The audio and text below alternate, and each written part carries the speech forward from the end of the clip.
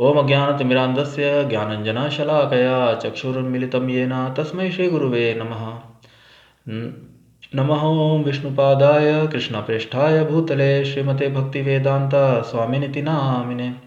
नमस्ते सरस्वते देवे गौरवाणी प्रचारिणे निर्विशेष शून्यवादी पाश्चात्य देशतारिणे। जय श्री कृष्ण चैतन्य प्रभु नित्यानंदा श्री अद्वैत गदाधरा श्रीवासादि श्री गौर भक्तवृंदा। हरे कृष्णा कृष्णा कृष्णा हरे हरे, हरे राम राम राम हरे हरे।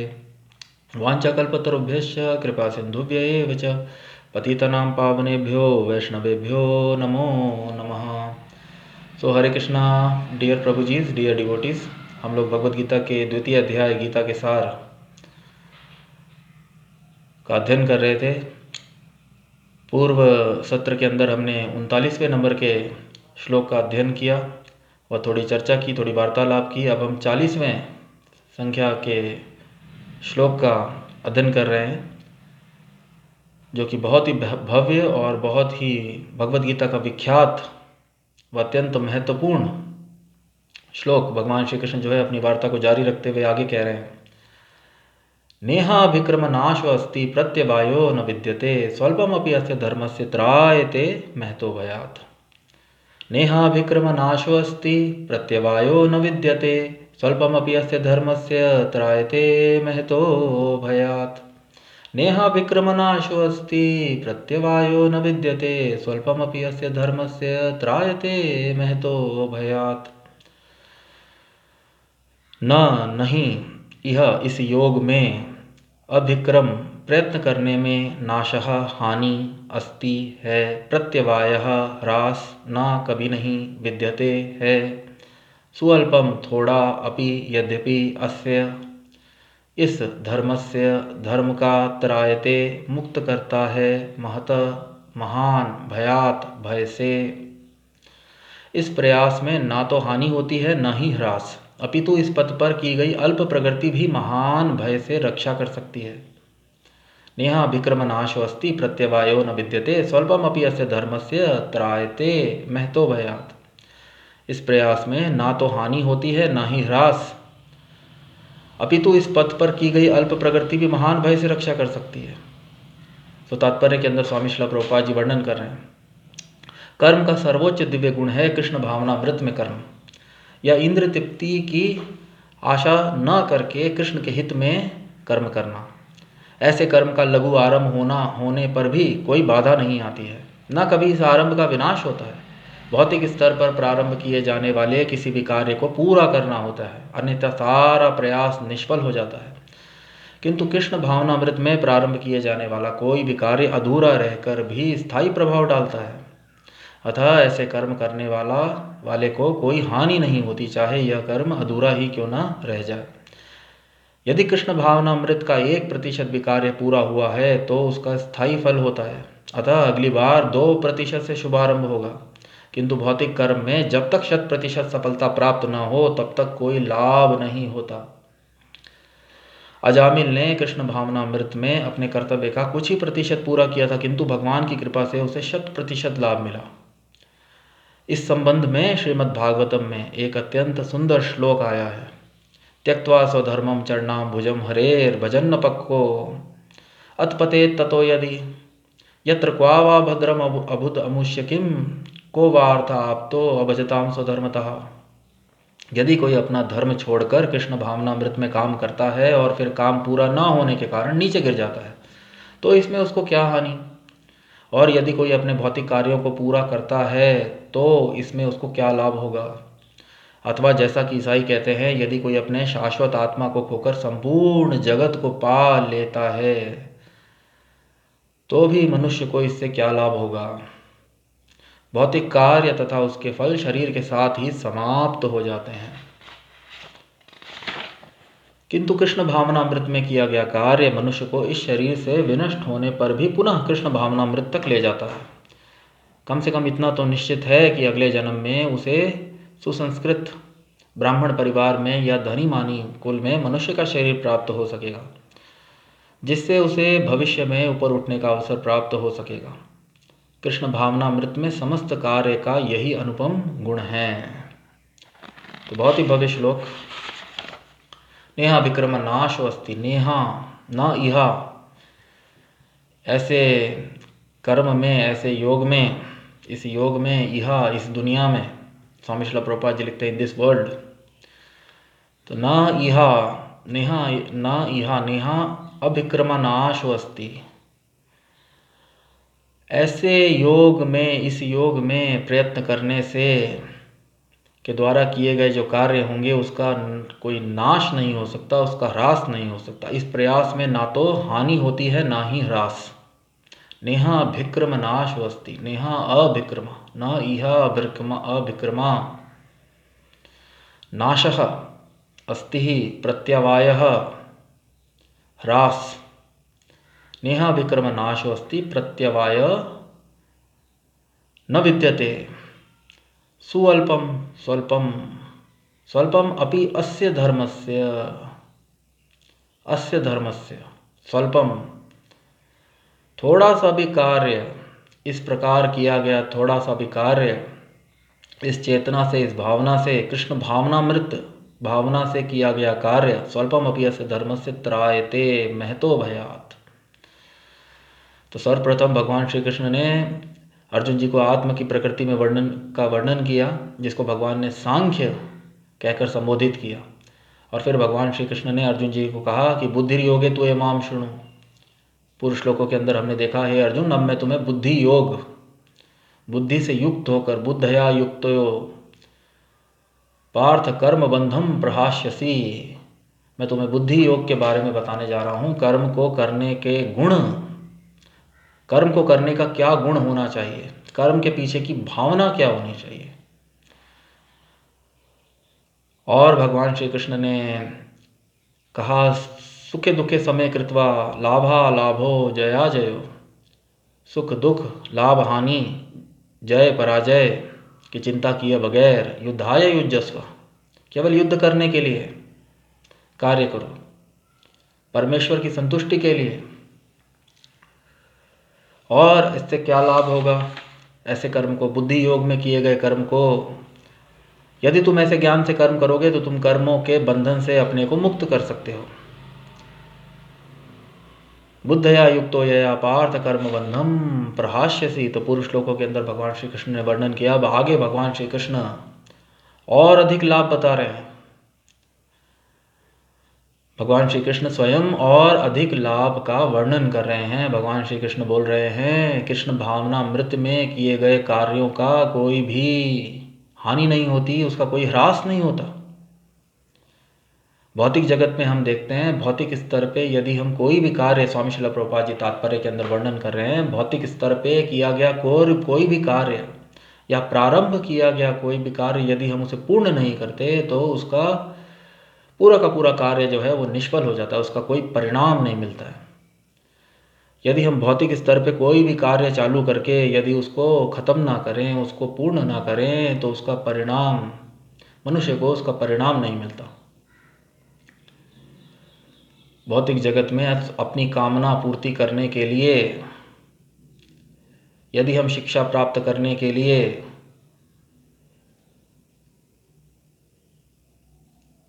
आगे बढ़े और यदि हम अपनी पढ़ाई को बीच में ही छोड़ दें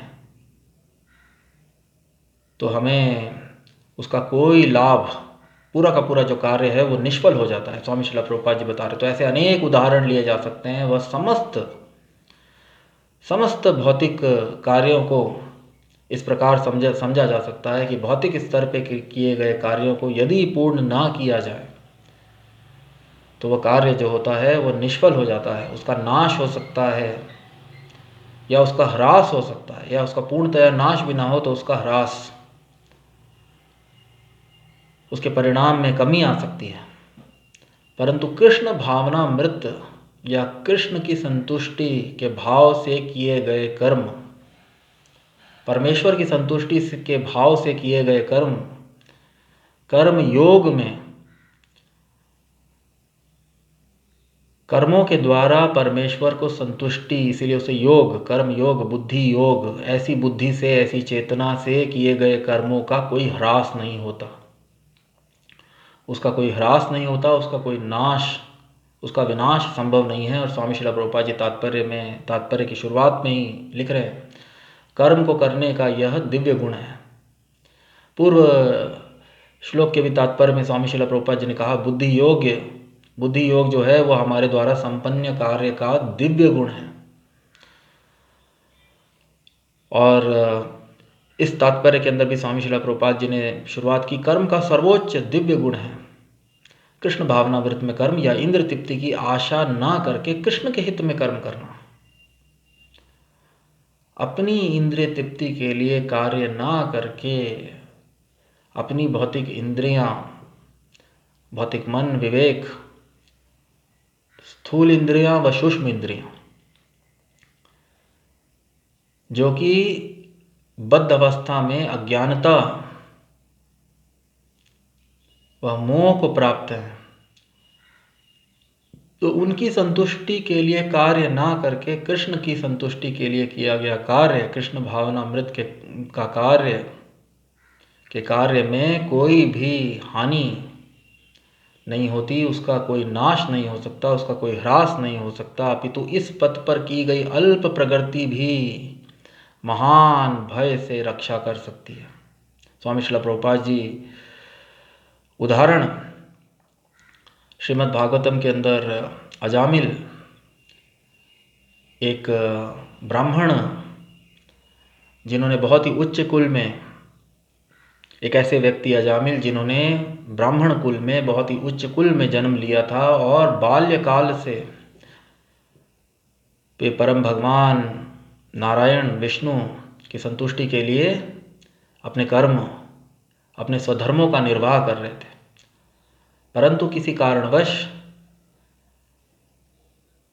भविष्य में वे पतित हो जाते हैं। परंतु फिर भी उन्हें हृदय से परमेश्वर उन्हें मार्गदर्शन करते हैं और वे अपने आखिरी पुत्र, आखिरी संतान का नाम जो होता है वह नारायण, आखिरी पुत्र का नाम नारायण रखते हैं। और वे पतित हो जाने के बाद अनेक ऐसे पाप कर्मों में लिप्त हो जाते हैं जिनके परिणाम स्वरूप मृत्यु के समय उनको यमलोक ले जाने के लिए यमदूत आते हैं। परंतु भय के मारे ऐसे समय में, अत्यंत भय के कारण अजामिल जो होता है वो अपने पुत्र नारायण को आवाज लगाते हैं और भले ही वे अपने पुत्र को पुकार रहे थे, परंतु उनके मुख से जो उच्चारण होता है वो परम भगवान परमेश्वर का नाम नारायण, जिसको सुनकर विष्णुदूत उनकी रक्षा के लिए, यमदूतों से रक्षा के लिए विष्णुदूत वहाँ पर आ जाते हैं और अजामिल जी को एक नया अवसर, स्वामी श्रील प्रभुपाद जी की एक पुस्तक आती है सेकंड चांस, और श्रीमद् भागवतम में भी इसका बहुत ही भव्य वर्णन है कि अजामिल जी को पुनः प्रयत्न करने के लिए, उनको उनके द्वारा छोड़े गए कार्य, अपनी मुक्ति के लिए, परमेश्वर की संतुष्टि के लिए बाल्यकाल में छोड़े गए कार्य को पुनः उनको करने का अवसर प्राप्त होता है, सुअवसर प्राप्त होता है। तो इसीलिए स्वामी श्रील प्रभुपाद जी वर्णन कर रहे हैं तात्पर्य के अंदर, और उस सुअवसर का लाभ उठाकर अजामिल जो हैं वह मुक्ति को प्राप्त करते हैं। जन्म मरण, जरा व्याधि व आदि दैविक, आदि भौतिक, आध्यात्मिक कलेशों से मुक्त होना ही वास्तविकता में मनुष्य जन्म का कर्तव्य है, मनुष्य जन्म का धर्म है। मनुष्य जन्म जो है वह मनुष्य योनि जो है वो अन्य योनियों से दुर्लभ है,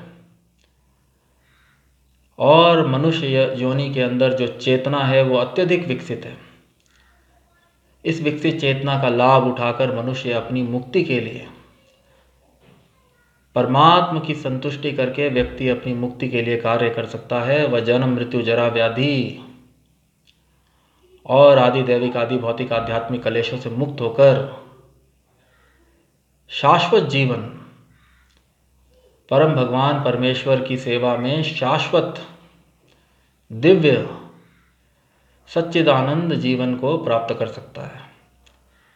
तो इसलिए स्वामी श्रील प्रभुपाद जी कहते हैं कि कृष्ण भावनामृत में प्रारंभ किया जाने वाला कोई भी कार्य अधूरा रहकर भी स्थायी प्रभाव डालता है, अतः ऐसे कर्म करने वाले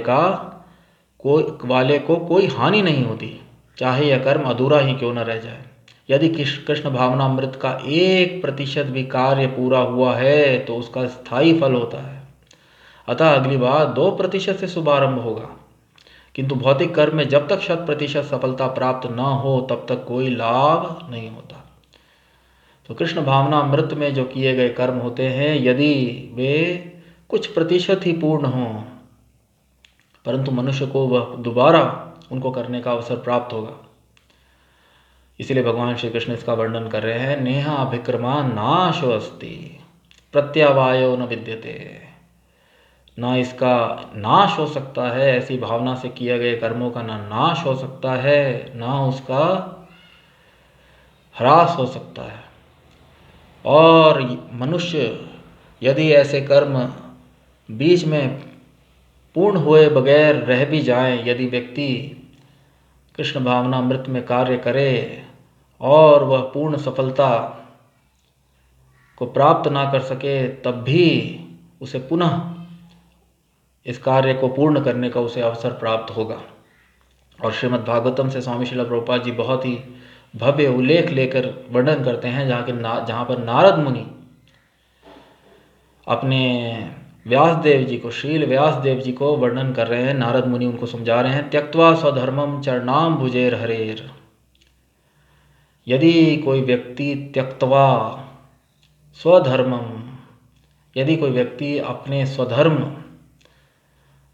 अपने धर्म, अपने कर्तव्यों, स्वधर्म, प्रत्येक वर्ण और प्रत्येक आश्रम में निहित धर्म और कर्तव्य हैं शास्त्रों के अनुसार, ब्राह्मण, क्षत्रिय, वैश्य, शूद्र सभी को अपना धर्म जो है निभाना होता है। परंतु नारद मुनि जो है वे व्यासदेव जी को समझाते हुए उनको कह रहे हैं, त्यक्त्वा स्वधर्मम चरणाम भुजेर हरेर भजन न पक्को अतपते तदो। यदि कोई व्यक्ति, यदि कोई अपना धर्म छोड़कर कृष्ण भावनामृत में काम करता है और फिर काम पूरा ना होने के कारण नीचे गिर जाता है, भजन न पक्को अतपतेत तदो। यदि अगर व्यक्ति नीचे गिर जाता है तो उसमें उसको क्या हानि, और यदि कोई अपने भौतिक कार्यों को पूरा करता है तो इसमें उसको क्या लाभ होगा। यत्र क्वा वा भद्रम अभुद अमुष्य किम को वार्थ आप्तो अभजताम स्वधर्मतः। और इसी के विपरीत यदि कोई अपने स्वधर्मों को, अपने भौतिक कर्तव्यों को, अपने भौतिक कर्मों को भली भांति भी निभाता है तो उससे उसको क्या लाभ होगा। कहने का अर्थ यह है कि यदि कोई व्यक्ति अपने स्वधर्मों का भी निर्वाह, अपने भौतिक कर्तव्यों का, अपने समस्त भौतिक कर्तव्यों का, अपने स्वधर्मों का भली भांति निर्वाह भी करता है तो भी अधिक से अधिक वह इसी भौतिक जगत के अंदर उच्च लोकों को प्राप्त कर सकता है। उच्च इंद्रिय भोग के लिए उच्च लोकों को, उच्च शरीर को प्राप्त कर सकता है। परंतु श्रीमद् भगवद गीता में व अन्य शास्त्रों में, ग्रंथों में इसका वर्णन आता है, क्षीणे पुण्य मर्त्यलोक विशंति। जैसे ही व्यक्ति के पुण्य जो होते हैं वे खत्म हो जाते हैं, उसे पुनः मृत्युलोक में आना पड़ता है और उसे पुनः संघर्ष करना पड़ता है। तो अधिकाधिक एक व्यक्ति जो है अपने स्वधर्मों व अपने अन्य कर्तव्यों को भली भांति निभाकर भी इसी भौतिक जगत के अंदर जो है उच्च स्थान, उच्च पद, उच्च शरीर, उच्च लोक प्राप्त कर सकता है, उच्च इंद्र तृप्ति प्राप्त कर सकता है। परंतु यदि इसके विपरीत कोई व्यक्ति अपने स्वधर्मों को त्याग करके कृष्ण भावनामृत से, तो इसीलिए भगवान श्री कृष्ण जो हैं अर्जुन जी को कर्म योग का महत्व समझाते हुए ये बता रहे हैं कि कृष्ण भावनामृत में जो स्वधर्मों से भी उच्च है, भगवान श्री कृष्ण ने अर्जुन जी को अपने स्वधर्म का निर्वाह करने के लिए कि क्षत्रिय होते हुए तुम्हें अपने स्वधर्म को नहीं भूलना चाहिए, परंतु कृष्ण भावनामृत जो कार्य बुद्धि योग भगवान श्री कृष्ण जो अर्जुन जी को समझा रहे हैं वो वास्तविकता में स्वधर्म से भी ऊपर है। अपने वर्ण के अनुसार यदि व्यक्ति भगवान की संतुष्टि के लिए कार्य करे तो वह अपने स्वधर्म प्रत्येक वर्णों का जो कार्य है, ब्राह्मण वैश्य क्षत्रिय शूद्र, तो अपने स्वधर्म व अन्य धर्मों से अपने कर्तव्यों से सबसे उच्च है, क्योंकि ऐसे कर्मों का कभी कोई ह्रास नहीं होता, ऐसे कोई हानि नहीं होती। और स्वामी श्रील प्रभुपाद जी लिखते हैं यदि 1% भी कोई कार्य पूर्ण करता है तो उसे दोबारा पुनः उसे दूसरे प्रतिशत से उसको शुभारंभ का उसको मौका मिलेगा। तो अथवा जैसा ईसाई स्वामी श्रील प्रभुपाद जी सदैव वर्णन करते हैं, ईसाई भी कहते हैं यदि कोई अपनी शाश्वत आत्मा को खोकर संपूर्ण जगत को पाले तो मनुष्य को इससे क्या लाभ होगा। यदि मनुष्य अपने आत्मा को ही खो दे, यदि वह आत्म को ही ना समझ सके और आत्म उन्नति के लिए कार्य ना कर सके और वह पूर्ण जगत को भी जीत ले। पूर्व काल के अंदर ऐसे महान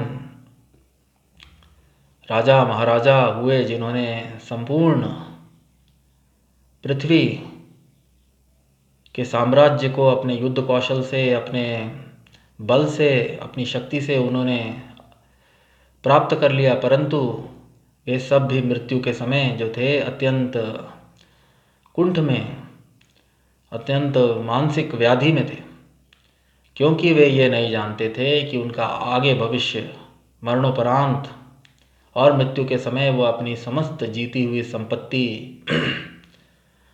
अपने वैभव, अपने यश, सबको वो खोता हुआ देखकर अत्यंत कुंठित अवस्था में, अत्यंत व्याधि की अवस्था में अपने आप को पाते हैं। तो इसीलिए ईसाई कहते हैं यदि कोई अपनी शाश्वत आत्मा को खोकर संपूर्ण जगत को पाले तो मनुष्य को इससे क्या लाभ होगा। तो भौतिक कार्य तथा उसके फल शरीर के साथ समाप्त हो जाते हैं। एक व्यक्ति के द्वारा अर्जित समस्त भौतिक ऐश्वर्य, धन संपत्ति, बल, यश, वैभव, कीर्ति, वे सब शरीर के समाप्त होते ही सब कुछ समाप्त हो जाते हैं।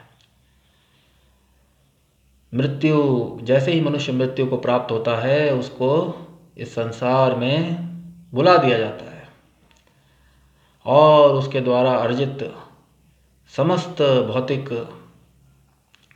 धन ऐश्वर्य वह इस दुनिया के अंदर ही उसके स्वजनों, उसके सगे संबंधियों में बढ़ जाता है। यदि उसको कुछ समय तक याद भी किया जाए, परंतु वास्तविकता के अंदर उसका जो भी लाभ, स्वामी श्रील प्रभुपाद लिख रहे हैं, भौतिक कार्य तथा उनके फल शरीर के साथ ही समाप्त हो जाते हैं, किंतु कृष्ण भावनामृत में किया गया कार्य मनुष्य को इस शरीर से विनष्ट होने पर भी पुनः कृष्ण भावनामृत तक ले जाता है। तो कृष्ण भावनामृत में कार्य करने का यही अनुपम गुण स्वामी श्रील प्रभुपाद जी तात्पर्य के अंदर लिख रहे हैं और भगवान श्री कृष्ण भी अर्जुन जी को समझाने का प्रयत्न कर रहे हैं। ना केवल आप अपने आप को पापों से बचा सकोगे और आप अपने आप को कर्म बंधन से फंसने से बचा सकोगे, अपितु ऐसे कार्यों का किसी भी प्रकार हानि नहीं होती। ऐसे कार्य किसी भी प्रकार, ऐसे कार्यों का विनाश नहीं हो सकता, वह ऐसे कार्यों का कभी भी ह्रास नहीं हो सकता। तो कृष्ण भावनामृत में किया गया कार्य मनुष्य को इस शरीर से विनष्ट होने पर भी पुनः कृष्ण भावनामृत तक ले जाता है। कम से कम इतना तो निश्चित है कि आने वाले जन्म में उसे सुसंस्कृत ब्राह्मण परिवार में या धनी मानी कुल में मनुष्य का शरीर प्राप्त हो सकेगा। तो भगवद गीता के अंदर ही आगे भगवान श्री कृष्ण वर्णन करेंगे। शुचिनाम श्रीमताम गेहे योग भ्रष्ट विजायते। यदि किसी व्यक्ति का योग जो है वह भ्रष्ट भी हो जाता है, यदि कोई व्यक्ति ईश्वर की संतुष्टि के लिए कार्य करता है, योग, कर्म योग, ध्यान योग, भक्ति योग, अष्टांग योग, समस्त योगों का वास्तविक जो लक्ष्य है, उद्देश्य है, वह परमात्म से, आत्म तथा परमात्म के संबंध को पुनः स्थापित करना ही योग का लक्ष्य है। तो प्रत्येक योग का जो लक्ष्य है वह है आत्म तथा परमात्मा के संबंध को पुनः स्थापित करना। परंतु यदि कोई व्यक्ति योग को आरंभ करता है और किसी प्रकार उसका योग जो है वह टूट जाता है, विनिष्ट हो जाता है, या वह योग को करने में असमर्थ हो जाता है, तब भी शुचिनाम श्रीमताम गेहे योग भ्रष्ट विजायते। यदि किसी व्यक्ति का किसी कारणवश योग जो है भ्रष्ट हो जाता है, तब भी उसको पुनः अगले जन्म के अंदर उसे शुचिनाम, सुसंस्कृत, स्वामी श्रील प्रभुपाद जी लिख रहे हैं, सुसंस्कृत ब्राह्मण परिवार में अथवा धनी मानी कुल में मनुष्य का शरीर प्राप्त होता है, ताकि उसे भविष्य में ऊपर उठने का अवसर प्राप्त हो सकेगा, जिससे उसे भविष्य में ऊपर उठने का अवसर प्राप्त हो सकेगा। वह अपनी प्रगति को उसी जगह से पुनः शुरुआत कर सकता है जहाँ पर उसने उसको पहले छोड़ा था। तो यही कृष्ण भावनामृत में किए गए कार्यों का अनुपम गुण स्वामी श्रील प्रभुपाद जी वर्णन कर रहे हैं। ऐसे कार्यों का ना विनाश होता है, ना तो इसका नाश होता है, न कभी इसका ह्रास संभव है। नेहा विक्रम नाशो अस्ति प्रत्यवायो न विद्यते स्वल्पमपि अस्य धर्मस्य त्रायते महतो भयात्। और इसी कारणवश स्वामी श्रील प्रभुपाद जी समस्त मनुष्यों से निवेदन करते हैं कि कम से कम प्रत्येक मनुष्य को मनुष्य योनि जो है वह अन्य योनियों से उच्च है। आहार निद्रा भय मैथुनम च सामान्यमेतत् पशुभिः नराणाम। पशुओं और मनुष्यों के अंदर आहार निद्रा भय मैथुन यह समान है, परंतु धर्मो ही तेषाम अधिको विशेषो, धर्मो ही तेषाम अधिको विशेषो धर्मेण हीना पशु भी समाना। परंतु मनुष्यों के अंदर जो है धर्म, क्योंकि उसकी चेतना विकसित है, इसीलिए मनुष्य को धर्म के ज्ञान के साथ अपना कर्म करना चाहिए, अपना कर्तव्य का निर्वाह करना चाहिए, धर्म अधर्म के ज्ञान के साथ, वह कृष्ण भावनामृत में। इसलिए स्वामी श्रील प्रभुपाद जी सबसे निवेदन करते हैं कि मनुष्य शरीर के अंदर कम से कम हमको अपने कृष्ण भावनामृत कार्यों का आरंभ करना चाहिए। यदि ऐसे कार्य पूर्ण ना भी हों तो हमको आने वाले जन्मों में या इसी जन्म में पुनः हमको, जैसा कि अजामिल जी की कथा से हमने देखा, पूरा अवसर प्राप्त हो सकता है। ऐसे कर्मों का कोई भी नाश या कोई भी ह्रास नहीं होता। नेहा विक्रम नाशो अस्ति प्रत्यवायो न विद्यते स्वल्पमपि अस्य धर्मस्य। इस प्रयास में ना तो हानि होती है ना ही ह्रास, अपितु इस पथ पर की गई अल्प प्रगति भी महान भय से रक्षा कर सकती है। तो बहुत ही भव्य श्लोक और बहुत ही भव्य तात्पर्य कृष्ण भावनामृत में संपन्न कार्य का यही अनुपम गुण है स्वामी श्रील प्रभुपाद जी द्वारा।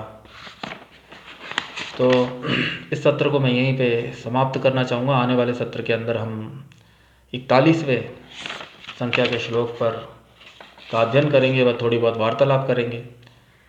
तब तक के लिए जय ओं विष्णुपाद परमहंस परिव्रजकाचार्य अष्टोत्तरशत Shri Shrimad divine grace of चरणारविंद भक्ति वेदांत स्वामी श्रील प्रभुपाद जी की जय। ग्रंथराज श्रीमद् भगवद गीता की जय। भगवान श्री कृष्ण की जय। भगवान श्री चैतन्य महाप्रभु की जय। हरे कृष्ण महामंत्र की जय। हरे कृष्ण कृष्ण कृष्ण हरे हरे, हरे राम राम राम हरे हरे, निताय गौर प्रेमानंदे हरि हरि बोल। हरे कृष्ण।